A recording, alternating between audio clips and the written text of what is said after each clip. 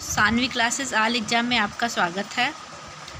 आज हम क्लास 6 का इतिहास पार्ट 1 कैसे पता करें कब क्या हुआ था, इतिहास जानने के स्रोत का अध्ययन करते हैं। Please subscribe my channel. हजारों वर्ष पहले के लोगों के बारे में जानना हो तो उसके बारे में जानने के लिए हम इतिहास का अध्ययन करते हैं। इतिहासकार अतीत से प्राप्त तथ्यों और साक्ष्यों के आधार पर बीते समय की जानकारी देते हैं। इतिहास बीते हुए समय और उस समय के लोगों को समझने और जानने का एक साधन है। कैसे पता लगाते हैं, इसके पहले देख लेते हैं पुरातत्व किसे कहते हैं। प्राचीन काल में मानव द्वारा प्रयोग में लाई गई वस्तुओं, निर्मित मंदिरों और इमारतों आदि के अवशेषों का अध्ययन पुरातत्व कहलाता है और इसका अध्ययन करने वाले पुरातत्ववेत्ता कहलाते हैं।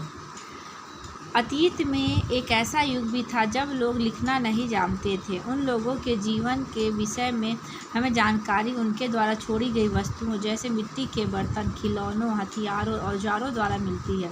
प्राय इन वस्तुओं को पुरातत्ववेत्ता जमीन के अंदर से खोद कर प्राप्त करते हैं। ये वस्तुएं ऐतिहासिक जानकारी के लिए अत्यंत महत्वपूर्ण होती हैं। उपलब्ध सामग्री के आधार पर इतिहासकारों ने अतीत को 3 भागों में बांटा है। उस समय जिसके लिए कोई भी लिखित सामग्री उपलब्ध नहीं है, वह समय जिसके लिए कोई भी लिखित सामग्री उपलब्ध नहीं है उसे हम पूर्व या पाक ऐतिहासिक काल कहते हैं। वह समय जिससे संबंधित लिखित साक्ष्य तो उपलब्ध हैं किंतु उसे पढ़ा नहीं जा सकता, उसे आदि ऐतिहासिक काल कहते हैं, जैसे सिंधु घाटी की सभ्यता। इसी प्रकार जिस काल के विषय में लिखित सामग्री से जानकारी मिलती है और उसे पढ़ा भी जा सकता है उसको ऐतिहासिक काल कहते हैं। कुछ वर्ड देख लेते हैं। ताड़पत्र, ताड़ के पेड़ के चौड़े पत्ते। भोजपत्र, भुज नामक पेड़ की छाल। ताम्रपत्र, तांबे के पतले और चपटे टुकड़े। स्तंभलेख, पत्थर के खंभों पर लिखे गए लेख। शिलालेख, पत्थर की चट्टानों पर लिखे गए लेख। प्राचीन काल के मानव ने जब लिखना शुरू किया तब उसे कागज़ का ज्ञान नहीं था। वह अपने लेखों को ताड़पत्रों, भोजपत्रों, ताम्रपत्रों पर लिखता था। कभी कभी लेख बड़ी शिलाओं, स्तंभों, पत्थरों की दीवारों, मिट्टी और पत्थर के छोटे छोटे फलकों पर भी लिखे जाते थे। प्राचीन इतिहास के विषय में हमें जानकारी तत्कालीन लेखों से भी प्राप्त होती है। इतिहास को जानने के स्रोत इस प्रकार हैं। पुरातात्विक स्रोत में अभिलेख हैं। यह अशोक के रुक्मनुदेयी अभिलेख का अंश है जो लुम्बिनी, नेपाल से प्राप्त हुआ है। इस अभिलेख में अशोक ने यह घोषणा की है कि लुम्बिनी में उपज का 8वां भाग कर के रूप में लिया जाता था। यानी अशोक के रुक्मनुदेयी अभिलेख से यह पता चलता है कि लुम्बिनी में उपज का 8वां भाग कर के रूप में लिया जाता है। अशोक के अभिलेख पत्थर पर उत्कीर्ण होने के कारण महत्वपूर्ण ऐतिहासिक स्रोत है। ये ब्राह्मणी लिपि है, ये देवनागरी लिपि है। अभिलेख से हमने क्या क्या जाना, आइए देखते हैं। सिक्के और मुहरे। प्राप्त सिक्कों से तत्कालीन शासक का नाम और उसके समय का पता चलता है। सिक्कों की बनावट से उस समय की कला और सिक्कों की धातु से आर्थिक स्थिति की जानकारी प्राप्त होती है। गुप्त शासक कुमारगुप्त प्रथम को इस सिक्के पर घुड़सवारी करते हुए दिखाया गया है, जिससे हम कह सकते हैं कि वह एक अच्छे घुड़सवार थे। इस प्रकार सिक्के इतिहास लेखन में महत्वपूर्ण योगदान देते हैं। कुमारगुप्त प्रथम। इस सिक्के को देखकर आप और क्या बता सकते हैं, बताइए। हड़प्पा काली मुहरे मेसोपोटामिया से मिली है, जिससे ज्ञात होता है कि हड़प्पा वासियों का व्यापार मेसोपोटामिया से होता था। धौलावीरा, हड़प्पा काल का यह पुरा स्थल गुजरात में स्थित है। यहाँ से हड़प्पा कालीन निर्माण योजना, जल निकास आदि की साक्ष्य प्राप्त होते हैं। सारनाथ स्तूप। सारनाथ उत्तर प्रदेश में स्थित इस स्तूप धमेक स्तूप का निर्माण मौर्य वंश के शासक अशोक ने कराया था। महात्मा बुद्ध ने सर्वप्रथम सारनाथ में अपना उपदेश दिया था। साहित्यिक स्रोत में देखते हैं। ताड़पत्रों, भोजपत्रों, ताम्रपत्रों, चमड़े, लकड़ी के पट्टों पर लिखित लेखों के साथ साथ कुछ साहित्यिक ग्रंथों से भी हमें लोगों के रहन सहन, विद्यार्थी, खान पान इत्यादि के बारे में जानकारी मिलती है। पुस्तक का नाम है धार्मिक साहित्य, जिसमें वेद हैं, रामायण और महाभारत है। वेद से हमें वैदिक कालीन का विवरण मिलता है। रामायण की रचना वाल्मीकि ने, महाभारत की रचना वेद व्यास ने की थी, जिसमें महाकाव्यकालीन समाज का वर्णन मिलता है। जैन और बौद्ध साहित्य जातक कथा 6वीं शताब्दी ईसा पूर्व की राजनीतिक, सामाजिक और धार्मिक स्थिति। धर्मेत्तर साहित्य अर्थशास्त्र कौटिल्य, चाणक्य।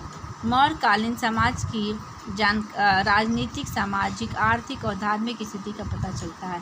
राजतरंगिणी, कल्हर। कश्मीर के 11वीं और 12वीं शताब्दी के इतिहास के विषय में जानकारी मिलता है। विदेशी यात्रियों के वृत्तांत इंडिका मेगास्थनीज ने लिखा है।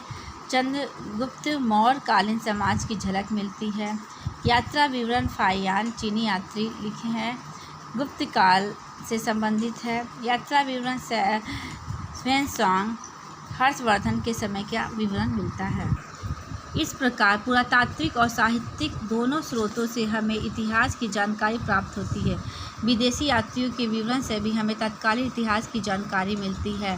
प्राप्त स्रोतों की सहायता से ही इतिहासकार और पुरातात्विक अतीत का पुनर्निर्माण करते हैं। इतिहासकार इन्हीं स्रोतों से अतीत की कृषि, पशुपालन, कामगार, शिल्प, काम धंधे, व्यापार, नापतोल, लेन देन आदि के आधार पर आर्थिक स्थिति का वर्णन करते हैं। घर परिवार, स्त्रियों की स्थिति, शिक्षा, रहन सहन, खान पान, वेशभूषा, मनोरंजन, त्योहारों, मेले आदि के आधार पर सामाजिक तथा राजा प्रजा, प्रशासन, सुरक्षा, सैन्य व्यवस्था के आधार पर राजनीतिक स्थिति की जानकारी प्राप्त करते हैं। इसी प्रकार कला, आचार विचार, ज्ञान विज्ञान की मान्यता और धार्मिक विश्वास, देवी देवता, पूजा पाठ एवं परंपराओं के आधार पर धार्मिक एवं सांस्कृतिक स्थिति का वर्णन करते हैं। इतिहासकार हमें मानव की संस्कृति, उनके धर्म और उनकी सामाजिक व्यवस्था को जानने और समझने में सहायता करता है। इतिहास का अध्ययन अतीत की घटनाओं से वर्तमान और भविष्य के लिए सबक लेना सिखाता है। इतिहासकार हमें यह भी सिखाता है कि हम उन बातों का अनुसरण कैसे करें जिससे समरसता और शांति को बढ़ावा मिल सके। कौन पहले कौन बाद में। जब पुरातात्विक किसी स्थान की खुदाई करते हैं तो वे कैसे समझते हैं कि कौन से स्थल पहले हैं और कौन से बाद में। चित्र को देखिए। किसी भी पुरा स्थल में कई बस्तियों के अवशेष मिल सकते हैं। आमतौर पर लोग जहां रहते हैं वहां घर टूटने पर दोबारा वही घर बना लेते हैं। टूटे फूटे सामान और कूड़ा करकट भी घरों के आसपास जमा होते रहते हैं। इन कारणों से बस्ती की ज़मीन धीरे धीरे ऊंची होती जाती है और सैकड़ों साल के बाद वहां एक टीला बन जाता है। इसलिए जब टीले की खुदाई की जाती है तो उसका सबसे निचला स्तर सबसे पुराना होता है और उसके बाद के स्तर बाद के युगों का होता है। इतिहास की तिथियाँ। इतिहास की कुछ तिथियाँ ईसा पूर्व की होती हैं और कुछ ईस्वी में। ईसा पूर्व का तात्पर्य यह है कि ईसा मसीह ईसाई धर्म के प्रवर्तक के जन्म से पहले का समय। इसे अंग्रेजी में BC अर्थात बिफोर क्राइस्ट लिखते हैं। इसी प्रकार ईस्वी को अंग्रेजी में AD लिखा जाता है। AD लैटिन भाषा के दो शब्दों एनो डामिनी से बना है। AD का मतलब है ईसा मसीह के जन्म का वर्ष, अर्थात ईसा मसीह के जन्म के बाद की तिथि में हम ईस्वी या AD का प्रयोग करते हैं। इसी के साथ ये चैप्टर समाप्त होता है। Please subscribe my channel. Thank you.